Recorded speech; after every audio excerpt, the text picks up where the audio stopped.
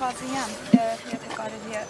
ինչ ակնկալիքներ ունեք դուք այսօր դատարանից եւ խնդրում եմ անդրադառնաք նաեւ երեկվա որոշմանը այցի հետ կապված։ Ճիշտն ասած, միշտ շեշտել եմ, որ լինելով հայ առաքելական եկեղեցու հետևորդ, միշտ հույսը վերջինն եմ մահանում, բայց առանձնապես ակնկալիքներ չունեմ այն առումով, ինչպես նախորդ անգամներ, այս անգամ էլ որևիցե իրավական, այսպես գործ, որպես այդպիսին չկա, որի պատճառով մտածենք միգուցե սենց, միգուցե նենց, բայց կարծում եմ, որ իշխանությունների գործելավոճը կոնկրետ Սամվել Կարապետյանի հետ կապված չհաշված մյուս դեպքերը ենթադրում են վախ պարոն Կարապետյանից, դուրսը լինելով, ինչպիսի կոնսոլիդացիա, ինչպիսի համախմբում կարող է ապահովել, դա է պատճառը, որ իրանց այս պահին, այսպես ասած, ձեռք է տալիս, որպեսզի ազատության մեջ չլինենք։ Ինչ վերաբերում է երեկվա այդ ֆարսին, շոուին, որովհետև ինչպես հայտարարել էի, մենք մասնակցել ենք միայն մի բանի համար, որպեսզի մեր հասարակությունը տեղեկացված լինի, թե ինչ են անում։ Եթե կարծում եմ դուք հետևել եք, մեր ազգաբնակությունն էլ է հետևել եւ տեսել եք ինչպիսի այսպես կոնկրետ փաստերով, հիմնավորումներով կոտրում ենք իրենց բերածը, այնտեղ նպատակը առանձնապես փաթեթավորումն էլ չէր, այնքան դատարկ, այնքան սուտ, հասարակ օրինակ բերում են վկաների ցուցմունքներ ընդհանրապես մեր աշխատակիցների նախկին, մեր համար նախկին հիմա գործող, մենք ասում ենք ցուցմունքները հակասում են եւ այստեղ այդ քաղաքական գործերով հիշում եք, չէ՞, մեկ ոստիկանի ցուցմունք։ Ես դրա անունը դրել եմ մեկ ոստիկանի ցուցմունք։ Միջնորդում ենք, ասում ենք մարդկանց հրավիրեք այստեղ, վերջաշով վարչական վարույթ է կարող ենք հարցաքննել, ուղղակի մերժում են։ Ու այսպես եվրոպեական հանձնաժողովի անդամների այնքան ափսոսում եմ, որ ճանաչել եմ այլ կերպ, բայց երեք տեսա ամբողջությամբ ուրիշ բան, որովհետև լավ պատվերը կատարելու ձև էլ կա, գոնե այդ ձևական կողմը այսպես պահեին։ Եվ շատ կարևոր հանգամանք է, որ այդ նշված հանձնաժողովի նախագահը 3 օր անընդմեջ իմ այսպես նույն սենյակում գտնվելով հանդերձ տեսել եք իմ հարցադրումներին, որ եթե պատասխան չունին, դուրս գալուց հետո բրիֆինգ է անում, մտքեր է արտահայտում, բացարձակ սուտ, կարծում եմ բժշկի դիմելու կարիք ունի։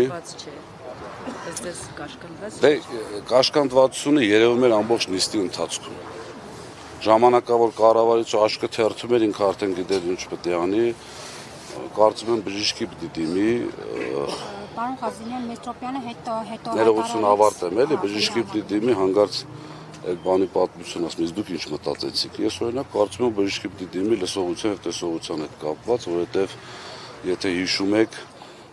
իրենք ասեցին մի կողմից դիմում եք սակագինը իջեցնելու, մյուս կողմից ներդրումային ծրագիր եք բերում, որով բարձրանալու է, ես հրապարակեցի ձայնագրություն, որտեղ հստակ նշում եմ, որ մեր շահույթի հաշվին։ 3 նորից ինքը հայտարարում է նույն բանը։ Ես երևի ինչ-որ նեղ մասնագետներ պետք է զբաղվեն այդ մարդկանցով, էլի որ ինչպես կարելի ասենք, լինելով ձայնագրությունը կա, դու այդտեղ եղել ես, գիտես ամբողջությամբ եւ նաեւ այդ թվաբանական մանիպուլյացիան նորից։ Չեմ հավատում, որ անգրագետ են, ուղղակի այդպես ասել են, այդպես շարունակում են ասել, պարզ հաշվարկ գոյություն ունի, 3.6 միլիարդը բաժանում ես մոտավորապես 1.2 միլիարդ այդ ժամանակվա բնակության թվին, անում է 3 դրամ, չգիտեմ, այլ այսպես գիտություն հորինված չի այլ հաշվարկ անելու։ Տեսեք, Կերեկի Մետրոպյանը հայտարարեց, որ առաջիկա 3 ամիսներին պետությունը սեփականատիրոջ կամ հետ տնօրենների խորհրդի հետ կսկսի բանակցել գույքի սեփականության իրավունքի փոխանցման վերաբերյալ հարցը, ու եթե այդ 3 ամսվա ընթացքում կողմերը չգան համաձայնության, ապա պետությունը կարող է գերակա շահի իրավունքը վերցնել սեփականության իրավունքը։ Այս հայտարարությանն կուզեմ անդրադառնալ, ու ինչ եք պատրաստվում անել։ Ճիշտ ասած, ես լրագրողներով մի քիչ զարմացած եմ, գիտեք ձեզ ոնց եմ ընդունում, ոնց եմ հարգում, կարծում եմ դա փոխադարձ է, որովհետև միշտ ասել եմ միայն ձեզանից եմ վախենում, ոչ Աստծուց, ոչ մեկից չկրկնվեմ, բայց օրինակ այդտեղ մի հատ հարց պետք է հնչեցնեիք, լավ, բա ինչ եղավ են ազգայնացումը։ Չէ, ի սկզբանե ինչ էր ասվում։ Ազգայնացնելու ենք։ Իրենց քաղաքական, այսպես ղեկավարի շուրթերով։ Նախ առաջին այդ ազգայնացումը ինչ եղավ, այսինքն մեր հայրենակիցները պետք է հասկանան, որ դա ընդհանրապես հերթական սուտն էր, եւ երկրորդը այն սցենարը, որը որ օրենքով նախատեսված էր, այսինքն ինչ է կատարվելու, առաջարկ են անելու,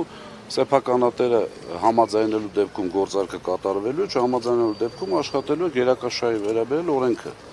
Գերակաշարի օրենքը ենթադրում է միջազգային անկախ գնահատող գումարած 15%, այսինքն այդ գնահատականի գումարած 15% այդ արժեքից, որը վճարվելու է սեփականատիրոջը։ Հիմա նախ առաջինը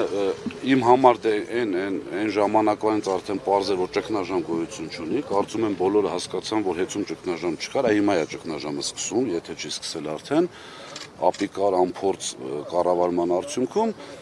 բոլորը իմ կարծիքով հասկացան ինչ է կատարվում, այն ինչ որ ամենասկզբից ասել եմ, մի քանի $100 միլիոն մենք, այսպես հայ ժողովուրդը վճարելու է վարկերը եղած ընկերության վրա, մի քանի $100 միլիոն էլ մեր գրպանից բոլորի վճարելու են սեփականատիրոջ, այսինքն ընդամենը մի այսպես քաղաքական քինախնդրության պատճառով, այսպես ասած ընկանք պարտքի տակ, էլի։ Հիմա չեմ պատկերացնում գնահատականը, այսինքն ժողովուրդը պետք է հասկանա, թե ինչ կատարվեց եւ ինչու ամենակարևորը այդպես պետք է լիներ։ Եթե իրականում ճգնաժամ լիներ, ես կհամաձայնվեի իշխանությունների հետ, այն առումով, որ այո, դե ճգնաժամը վերցրել են կառավարում ենք, ռազմավարական օբյեկտ է եւ այլն, բայց բոլորս տեսնում ենք, որ ճգնաժամ չկար։ Այսինքն քաղաքական process-ը ի սկզբանե։ Պարոն Ղազինյան, գին կա, թե ինչ արժեհեց է, օրինակ մի քանի օր առաջ վարչապետ Նիկոլ Փաշինյանն ասում էր, դե գին կասենք, կմտածենք, եթե օրինակ թանկ լինի, արդեն կփորձենք, ինչ-որ մասնավոր ընկերություն գտնել։ Ես զարմանում եմ, որ դուք այդ հայտարարություններին հետևում եք, որ մի հայտարարությունն է եղել ճիշտ։ Պարզ, նույն ձեր կողմից նշված անձնավորությունը շատ լավ գիտի,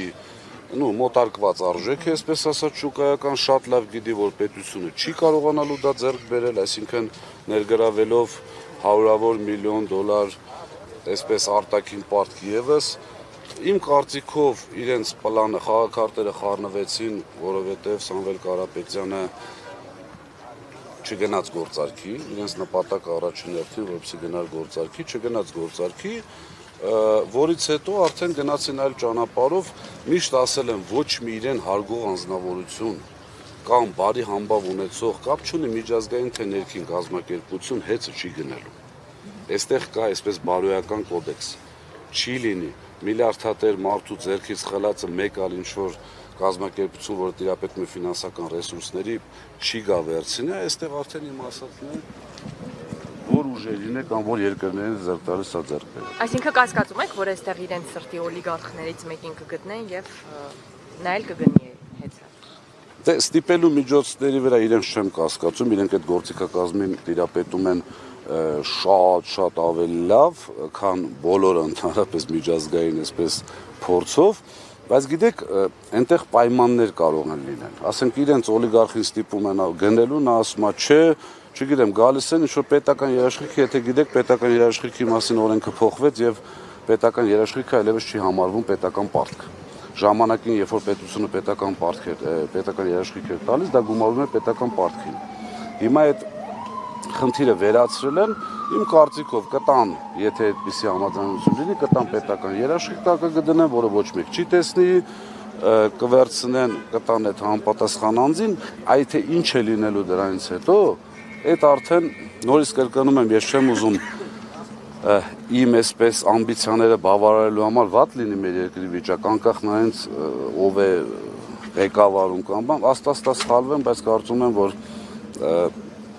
շատ վատ է լինելու հետի վիճակը, մի ապացույցել գումարած դրան 3 ուղիղ հարց է տրվում, ասում է թանկացվելու է թե չէ հոսանքը, ինչ է պատասխանում անձնաժողովի նախագահը, ուղղակի ծիծաղելի պատասխան հաշվի առնելով, որ սա աննախադեպ է, աննախադեպ գործընթաց է, բառերը կարող է այսպես չցիտեմ, բայց միտքը հաշվի առնելով, որ աննախադեպ գործընթաց է, ոչ մի ռիսկ չեմ բացառում։ Այսինքն ուղղակի վախեցավ հայտարարի, որ չի բարձրանալու սակագինը։ Այն դեպքում կրկնում եմ բոլորի համար, Սամվել Կարապետյանը հայտարարել էր, որ 10 տարի չենք թանկացրել եւ 10 տարի չենք թանկացնելու։ Նույն սուբյեկտը երեք ասում է իսկ ով կարող ասի թանկացնելու ենք թե չենք թանկացնողը միայն հանձնաժողովն է։ Սամվել Կարապետյանը հայտարարել է, որ մենք հայտով հանդես չենք գալու, որպեսզի թանկանա։ Մնացած արտադրողների մասով, մյուս մասնակիցների մասով իհարկե հանձնաժողովը կարող է թանկացնել։ Ներեցեք, այսպես մի հարց, իսկ կարող են նախընտրական շրջանում էժանացնել, հետո նորից բարձրացնել։ Կարող է այդպիսի սցենարներ։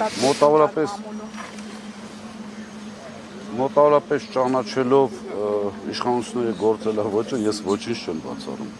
Պարոն Ղազիմյան, ի վերջո հեծի հետ կապված այս ամբողջ գործընթացը ինչ ազդեցություն կարող է ունենալ Հայաստանում միջազգային ներդրումների վրա եւ այս ընթացքում խոսել եք ձեր գործընկերների հետ միջազգային նրանք առհասարակ ինչ են մտածում։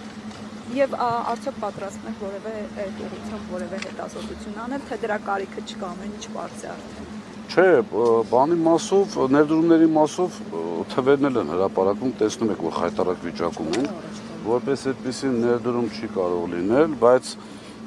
նորից կրկնում եմ, գիտեք, որ խնդրենք կներեք, մի քիչ առաջ կգաք։